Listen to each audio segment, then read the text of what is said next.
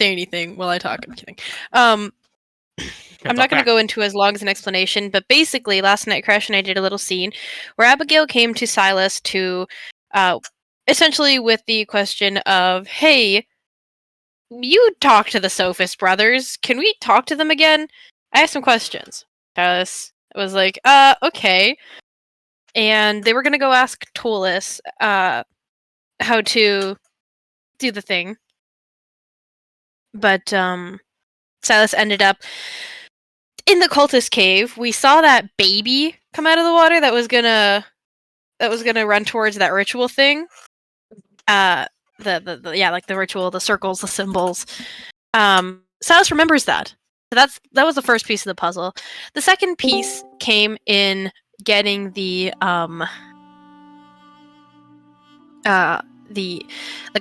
part of the Imperium, or a trace of it, which came in the form of the crest that Tolis had on her person. And upon touching it, Silas saw Lambert in Owen's Magnificent Mansion library. Not as he is now, but as he was before. And Lambert essentially showed Silas how to do what he did. Once they got out of that vision, they said as much. They said, I know how to do it. One thing I didn't check, Crash, was do I still have the crest? I presume I do. You do. Cool. I would assume you gave it back. Unless you believe you should hang on to this cursed object. No, eventually they would have given it back to Tolis. I just meant like when they first woke up. So we go and we wake up, we do the ritual, then we go to sleep, then we wake up in the Nightmare Imperium. All we have to do at that point is find a hole, summon the Sophist brothers. That all works out. We ask a bunch of questions, they ask a bunch of questions. They asked how things were going, who thinned the veil, that was Hajar. They asked who is taking the path of the aspirant in our party, or are we, rather. And I swear there's one more that I don't remember, but Abigail asked the visions that she's been plagued with for the past month, are some of them more real than other? These visions of other dimensions, of other lives. Let it be known, need not / Silas asked a bunch of questions too. It's not entirely Abigail asking questions. Silas asked questions on taboo topics. So yeah. Do not scapegoat onto Abigail. Like, she asked all the questions. Like, no, you asked. No, I wasn't trying to. I'm sorry if it seemed that way. I wasn't trying to. Silas asked their own questions. But I'm not going to share what they are just yet. I don't remember where I was.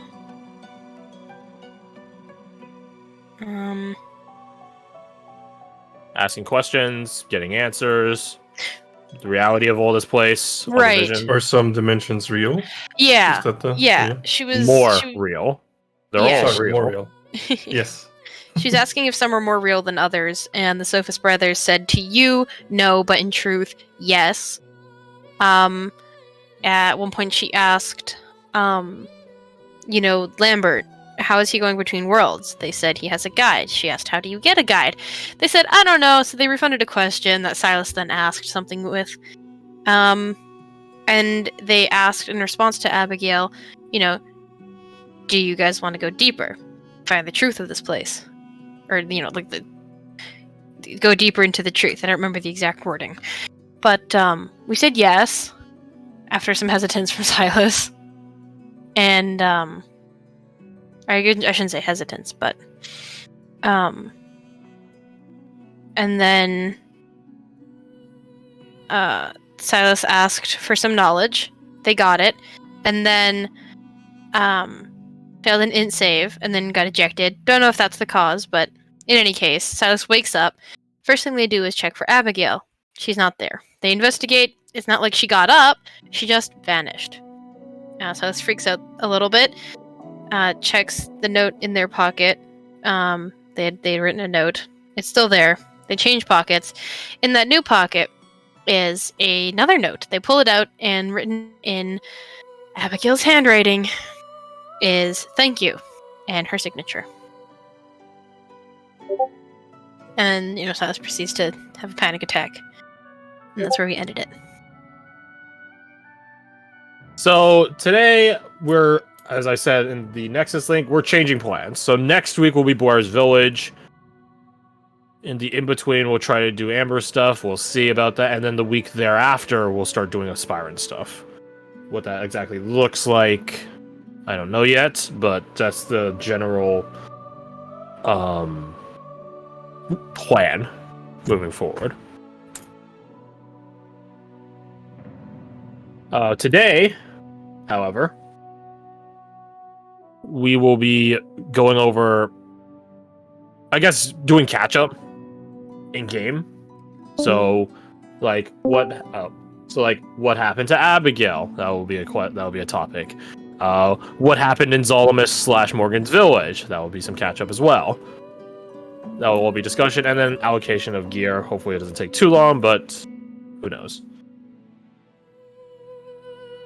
I will ask Kirsty just to make sure. Is there a mute button on the mic itself, and you're sure that's not hit at any point?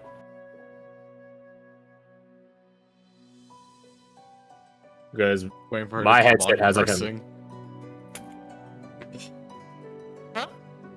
Oh, I heard. I swear to fucking God! Is that it? Can you hear me? Yeah. Yeah. Oh yeah. Yeah. So remember What can I? Oh my God. What can I say? My skill surpasses reality. You also sound a bit distant from your mic, I will say. I have been throwing it around my face, so I'm not There we surprised. Oh my God, that pisses me off so much. Aren't you happy we There's figured it just a out very mute soon? button. Oh, Crash, you're a god. Of course I am. Oh, that pisses me off so much. Right, 2 seconds, my bloody bitchin' door's open. My bitching door is open. How many bitches does it have? That's it. Session's ruined for me. I'm angry now. Shame. Sipped tea angrily. Just don't burn your mouth again, Jesus. Just like the British did after we had the Boston Tea Party. Sip tea on tea angrily. Sounds But accurate. again, we figured out early, so. Yeah. That's I mean, if not, I could have just swapped over to my iPad, but like, sound quality, and that's not as good. Yeah. Yeah. And you will hear literally everything. You can actually change that. No. Yeah. I know you can, but I don't know where. Figure it out later. Yeah. You have your current mic going right now. So, Boop. let's do recap first, and then we can go into Amber and Toll's talking. I guess so. Nina, you backed out of that, correct? Because you sent me that at 10:31 last night. Yeah, I think so. I think I'll find a different avenue. Oh, catching up. Hi, buddy. Hi. Do you want to talk with Amber? Or I mean, Toll? Sennis would come along, but they just wouldn't have anything to say. So you would eavesdrop. No, they'd make it Yes. obvious that they're there. But no, I mean, what if you got told to fuck off? then they'd I've fuck been off. dropping no ifs or honest.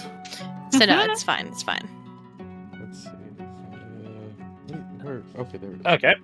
This is this. Okay. Then let's do recap, shall we? That's. Okay. What happened last time? I need a shirt. It's a good question. So we started, I believe, with fighting the Master of Ceremonies. I was about to call him a jester. He looks like a jester, but he's a Master of Ceremonies. Harlequin. Harlequin, thank you.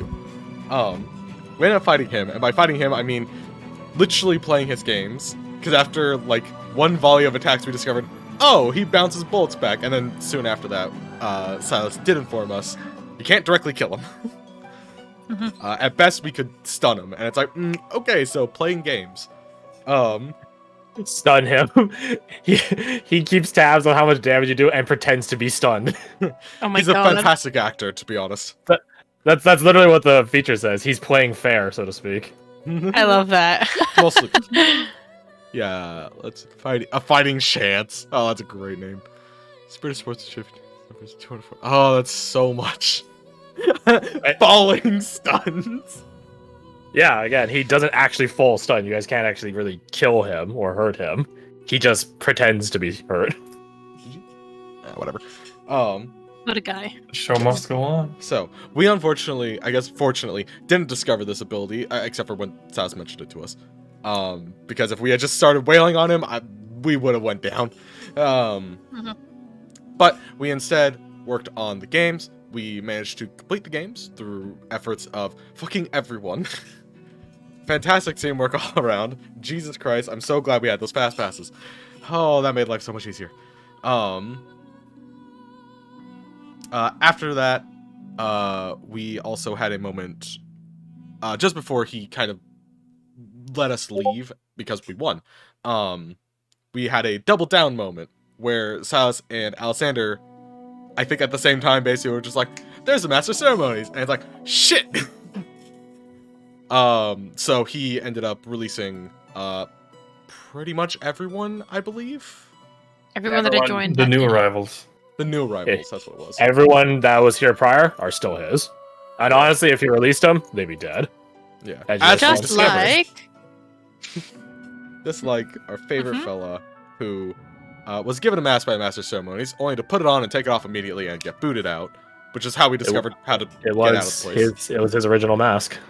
Yeah, and he fucking hated that thing.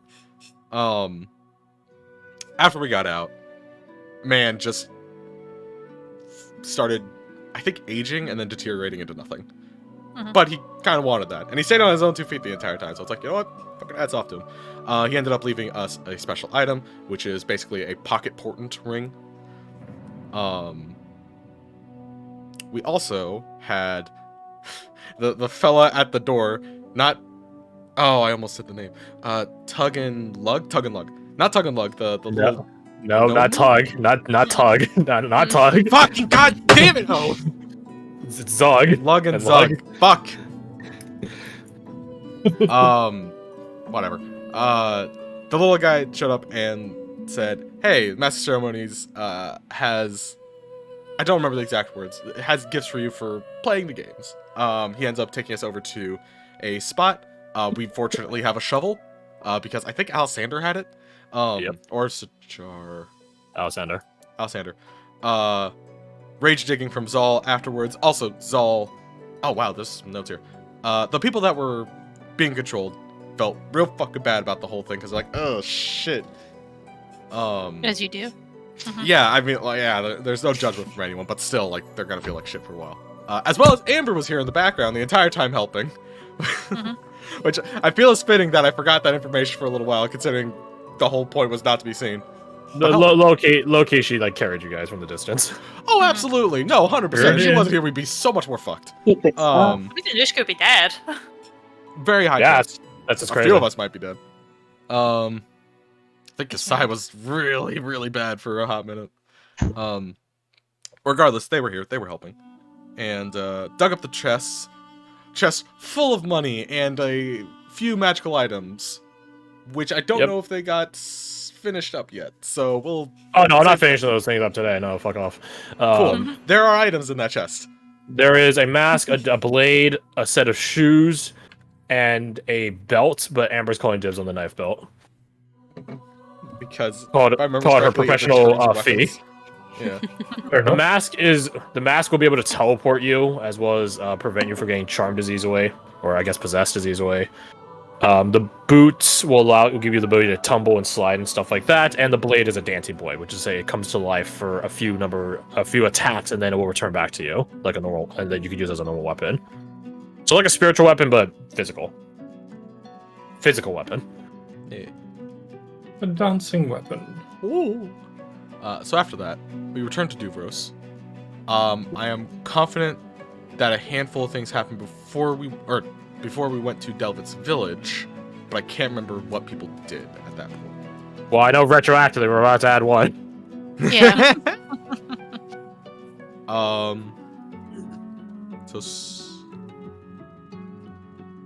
Apparently nothing happened before we went to Delvit's village. So we I went to don't Delvit's- think you guys did too much. No, I think it I was just feel like mentioned there was, that like, Silas one and or two Sajar stay things. back, and that's it. Okay. I felt like there was more, but okay. I am wrong. really don't You might have had some stuff like talking with Halfren and stuff like that, but in terms of the party, I don't believe so. Yeah. talk to Ichabod for a second about, hey, is this something worth my blood? He's like, not really. And it's like, okay. How true that is. Yeah, we'll get to that. So we head to Delvet's village. End up talking to Jaeger Straya? Svea. That was close. Svea. Svea. Svryeyer. Svea.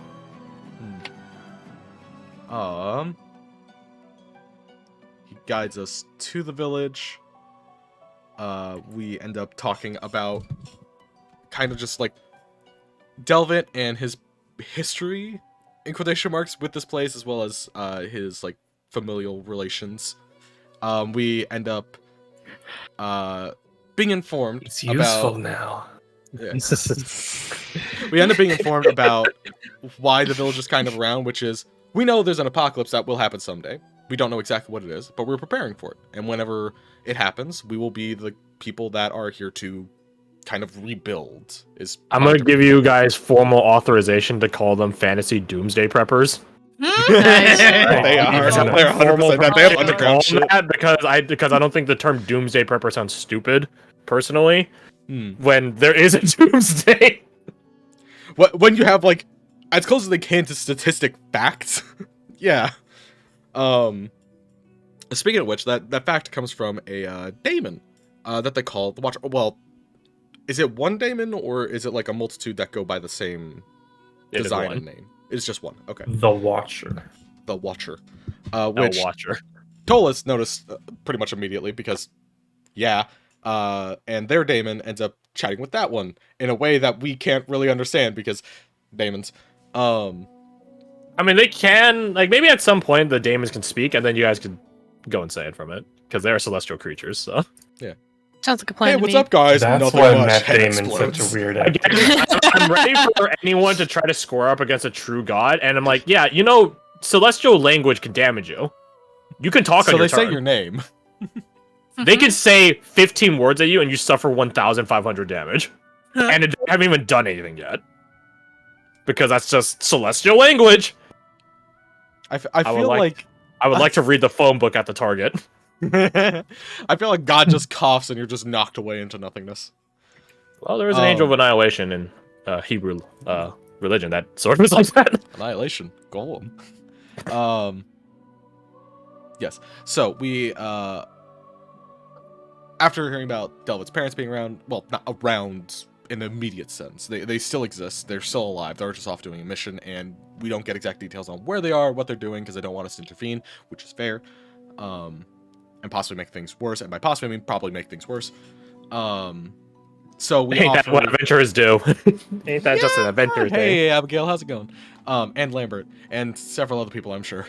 Debatably Angus. That's beside the point. We offer him the ring of spell storing, which then has sending in it, so he can communicate with them himself. We don't know what he says. We assume he sent them a message. Don't know. That would be so funny. That'd be Oh the my biggest God. dude. We were just like, yep, totally did. He's sending himself, so it looks like like when you get the ring back, he technically expended the spell in it. He sets off his own danger, basically. That would be fucking hilarious.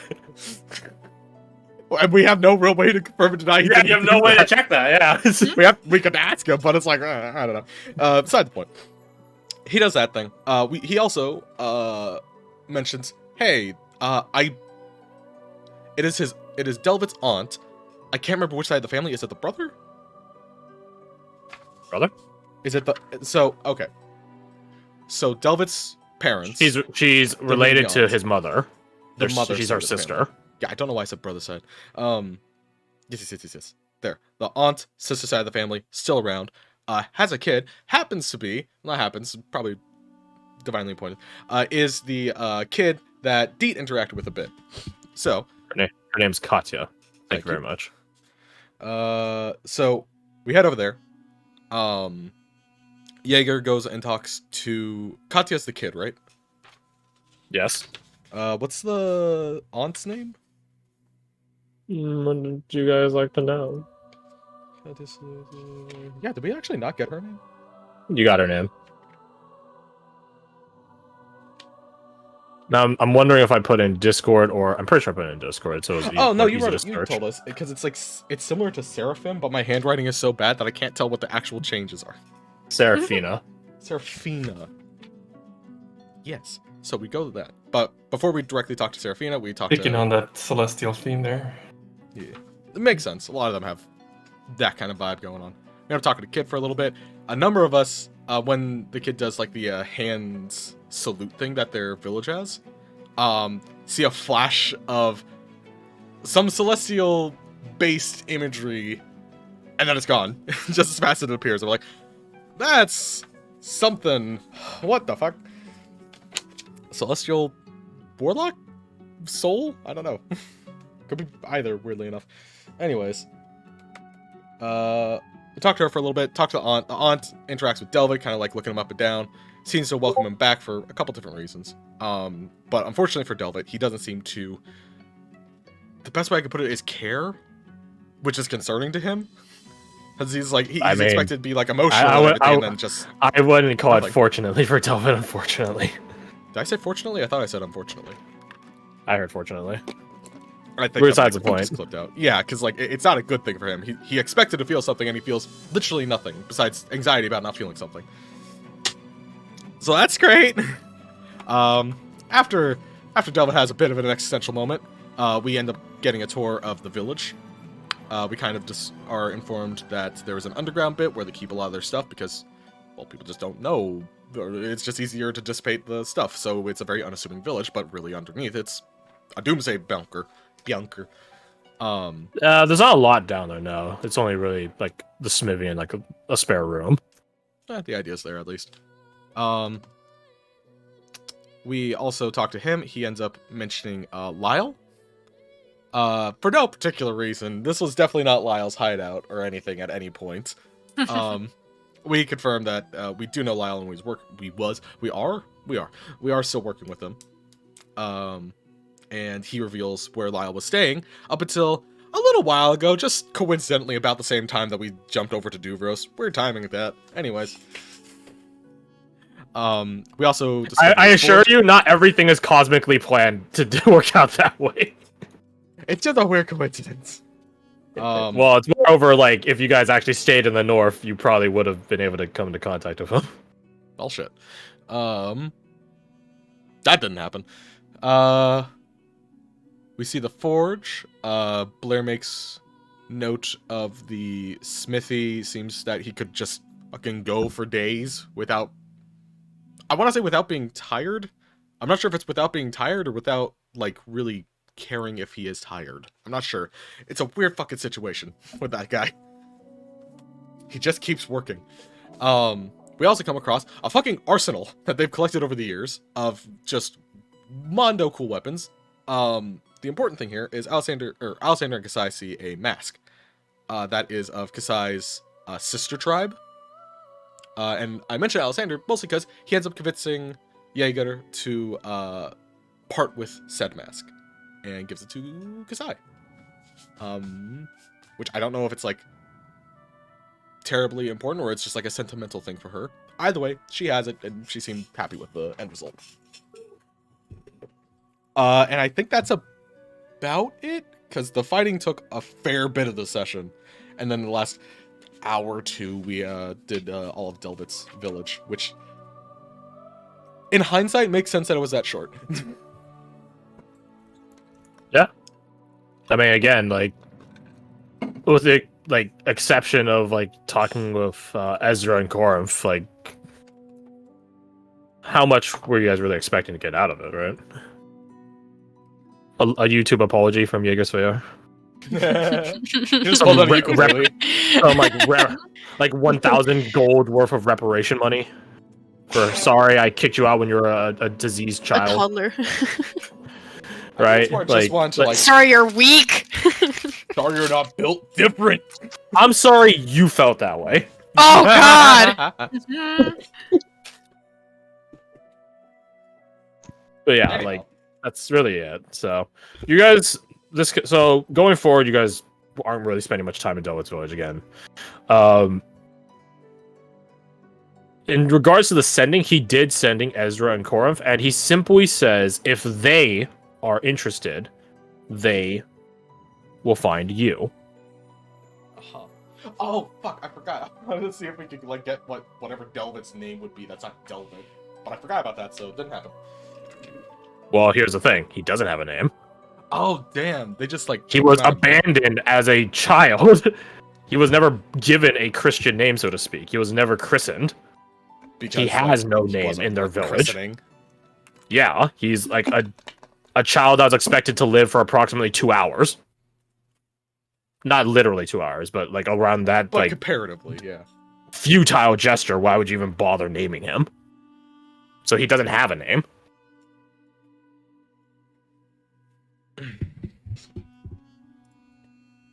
Delvid is the name he has from the cradle.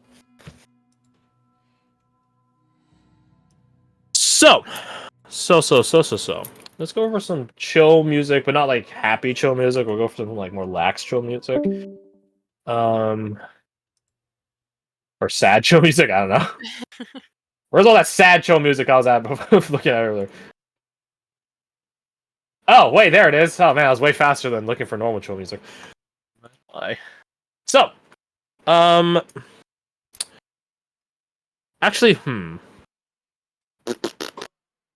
when would Tolis talk with Amber? She would talk with Amber after shit went. Okay, yeah. So we could swap some things a little bit. So let's go back. Wind your heads back about 2 days or so. You guys are in Duvros. This is post-carnival, pre-Delwood Village. I described it to Fred and Nina earlier. You guys have about 3 days from carnival to village. I guess you would spend that last day traveling, but that's besides the point. The first day back, I imagine everyone's just chilling from having another near-death experience. Mm-hmm. The second day is when stuff kicks up, and then the third day is when either you guys are leaving or have already left to go to Delwood Village, because it takes time to get there. So yeah, wind your minds back a day or two ago. I will ask you, Nina, how does Silas bring this up to everyone? You probably give the crest back to Tolis, right? Yeah. I guess I thought the bigger question was would anyone find Silas in their room freaking the fuck out?